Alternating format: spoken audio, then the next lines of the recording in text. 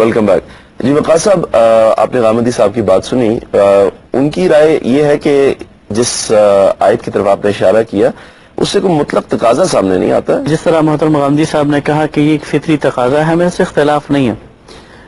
حدیث ہے رسول اللہ علیہ وسلم کی کل مولود یولد علی الفطرہ، ہر ایک انسان کو اللہ تعالیٰ فطرت پہ پیدا کرتا ہے، اور وہ فطرت بھی دراصل اس کے اندر ایک سافٹ ویئر ہے جو اللہ تعالیٰ ڈال دیتا ہے، اور وہ انسان جو ہے بلکہ تمام مخلوقات کی اپنی ایک فطرت ہے، اس کا انکار ممکن نہیں ہے، وہ تو ایک سامنے کی حقیقت ہے. لیکن اگر اس کا مطلب یہ لے لیا جائے کہ وہی فطرت کافی ہے انسان کو ساری زندگی گزارنے کے لیے، تو پھر وہی کی ضرورت باقی نہیں رہتی. اللہ تعالیٰ جب اپنے پیغمبر بھیجتا ہے اور ان کے ذریعے اپنی کتابوں کو بھیجتا ہے اور انسانوں کو گائیڈ کرتا ہے، اس کی وجہ یہ ہوتی ہے کہ انسان بعض اوقات اپنے ارد گرد کی ماحول کی وجہ سے اپنی فطرت کو مسخ کر بیٹھتا ہے، اور فطرت کی وہ جو صحیح گائیڈنس ہے اس کو وہ حاصل نہیں کر پاتا. اس لیے یہ بڑا ضروری ہے کہ وہی کی روشنی میں دیکھا جائے کہ انسان کی ذمہ داریاں کیا ہیں.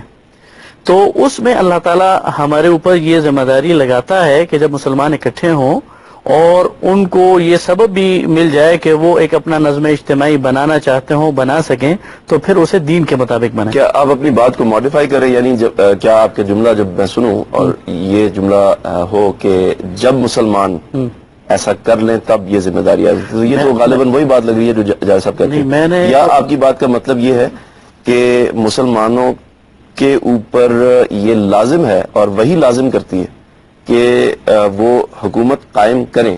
جہاں مسلمان الگ الگ باتیں ہیں. جہاں مسلمان اکثریت میں ہیں وہاں تو مسلمانوں کو کے لیے لازم ہے، اس کے بغیر ان کا دین مکمل نہیں ہوتا. اور اگر اکثریت میں نہیں اور اگر اکثریت میں نہیں ہے، اقلیت کے لیے کوئی لازم نہیں ہے کہ وہ انفرادی سطح پر کوشش کریں کہ مسلمانوں کا کسی بھی جگہ پر ایک، جہاں پر دیکھیں بالکل دو مختلف نوعیتیں ہیں. جہاں پر مسلمان اقلیت میں ہیں اس کو، ان کے لیے تو وہ ممکن نہیں ہے. ان کے لیے تو ایک دعوت کا راستہ ہی ہے کہ وہ لوگوں میں دعوت دیں اپنے دین کی اور لوگوں کو اسلام کی طرف لے کے آئیں، اور جب انہیں اکثریت مل جائے تو پھر اس پر وہ عمل کریں. لیکن جہاں تک یہ تعلق ہے کہ اس جو میں نے آیت پڑھی اس پر میں ریفرنس غامدی صاحب کی ہی کتاب سے آپ کو دیتا ہوں اس کو مزید کلیئر کرنے کے لیے. یہ غلبہ دین کی جدوجہد ان کا ایک پمفلٹ ہے جو 1986 میں شائع ہوا تھا. اسی آیت کے تحت کہ وَلْتَكُمْ مِنْكُمْ أُمَّةٌ يَدْعُونَ إِلَى الْخَيْرِ، اس میں غامدی صاحب فرماتے ہیں کہ اس میں کوئی شبہ نہیں ہے کہ دین کے اس غلبے کی جدوجہد قرآن و سنت کی روح سے ہر مسلمان پر اس کے استطاعت کے مطابق اور اس کی صلاحیت کے لحاظ سے بہرحال واجب ہے. اس کا پہلا مرحلہ جیسا کہ ہم نے عرض کیا ہے خود مسلمان معاشرے میں دین کے نفاذ، اور دوسرا مرحلہ دنیا کی قوموں پر اس کا سیاسی غلبہ ہے.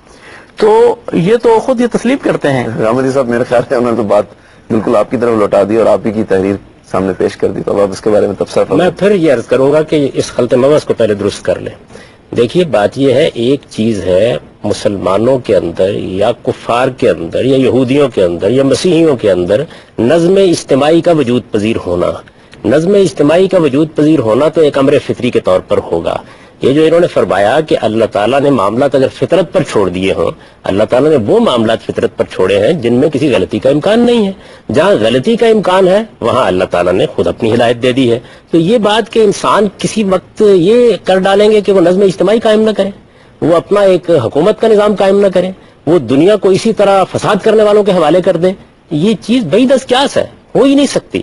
میں نے اسی لیے بار بار آپ کو توجہ دلائی ہے کہ پوری دنیا میں اس وقت اسلام کے ماننے والے ہی تو نہیں ہیں، یعنی 2 ارب سے 2.25 ارب سے زیادہ مسیحی ہیں، ان کی 10 حکومتیں قائم ہیں، وہ سب بھی اسی اصول پر کام کر رہے ہیں کہ حکومت کا نظم ہوگا.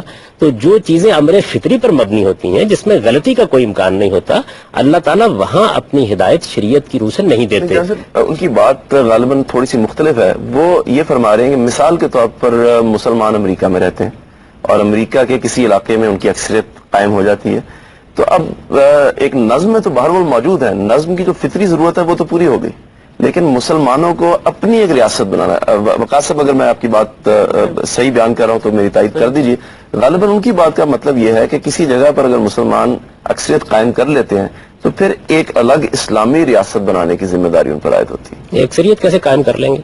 بات یہ ہے کہ اگر وہ امریکہ میں رہتے ہیں تو کسی جگہ اکثریت قائم کر لیں گے. مثال کے طور پر وہ ایک شہر میں اکٹھے ہو گئے، ایک محلے میں ان کی تعداد بہت زیادہ ہو گئی، تو وہاں ان پر یہ فرض ہے کہ وہ اس محلے کی ایک الگ حکومت بنائیں اور اس حکومت میں اپنا نظم قائم کریں، یہ کہنا چاہتے ہیں؟ اگر ان کے پاس اس کی قوت موجود ہے، کیا یہ آپ فرما رہے ہیں؟ دیکھیں جی، کون کہے گا؟ اگر ہم اکثریت اور اقلیت کا فیصلہ کریں گے تو کسی ریاست کے پرسپیکٹو میں کریں گے.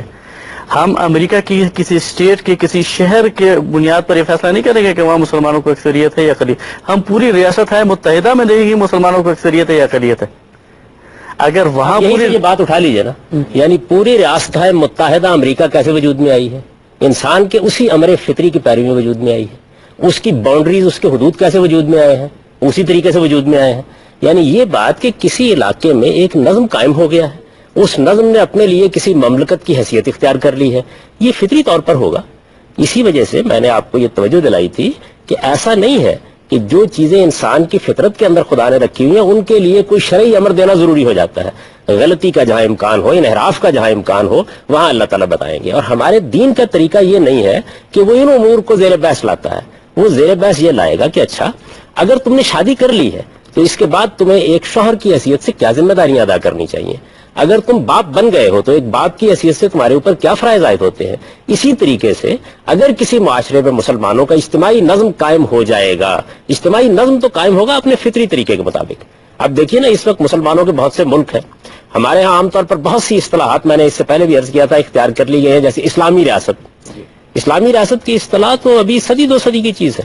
مسلمان اس سے پہلے اس سے واقف ہی نہیں تھے. ابھی انہوں نے بہت سی کتابوں کا ذکر کیا، نصیحت الملوک، قاضی ابو یوسف نے کتاب الخراج لکھی اور اسی میں اس کے بارے میں بہت ضروری ہدایات بیان کر دی. الحکام السلطانیہ، یعنی آپ کے ہاں یہ تعبیریں رہیں. اس وقت سعودی عرب کی حکومت ہے، المملکت العربیہ سعودیہ اس کا نام ہے. تو یہ اسلامی ریاست کی تعبیر خود ایک دور جدید کی تعبیر ہے. اسلام ایک نظم قائم کرتا ہے سوسائٹی کے لیے، یہ خود دور جدید کی تعبیر ہے. اسلام کو اس کی سادہ حقیقتوں میں دیکھنا چاہیے. میں بحیثیت فرد ہوتا ہوں، مجھے اللہ نے کچھ احکام دیے ہیں.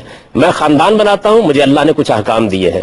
میں کاروبار کرنے کے لیے بازار میں بیٹھتا ہوں، مجھے اللہ نے کچھ احکام دیے ہیں. اسی طریقے سے جب ایک معاشرہ اپنا اجتماعی نظم قائم کر لیتا ہے، اپنی فطری ضرورتوں کے تحت قائم کر لیتا ہے، تو اللہ نے اس کے لیے بھی کوئی احکام دیے ہیں. اس معاملے میں میرے اور ان کے درمیان کوئی اختلاف نہیں، کسی کے درمیان بھی اختلاف نہیں ہو سکتا.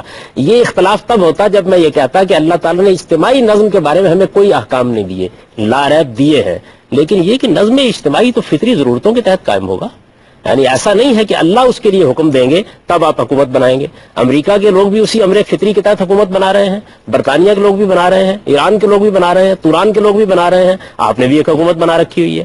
جہاں کہیں بھی کوئی کمیونٹی، کوئی معاشرہ موجود ہوگا، وہ معاشرہ اپنے اندر فطری طریقے سے ایک نظم پیدا کرے گا. جیسے ہی نظم پیدا کرے گا اب دین آئے گا، اور وہ آ کے آپ کو بتائے گا کہ اب آپ نے اس نظم اجتماعی میں اللہ تعالیٰ کی کن ہدایات کا خیال رکھنا ہے.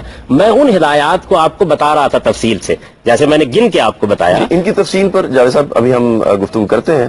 ناظرین ہمارے ساتھ رہیے، ان تفصیلات کو جاننے کے لیے ہم مزید گفتگو کریں گے ایک چھوٹی سی بریک کے بعد.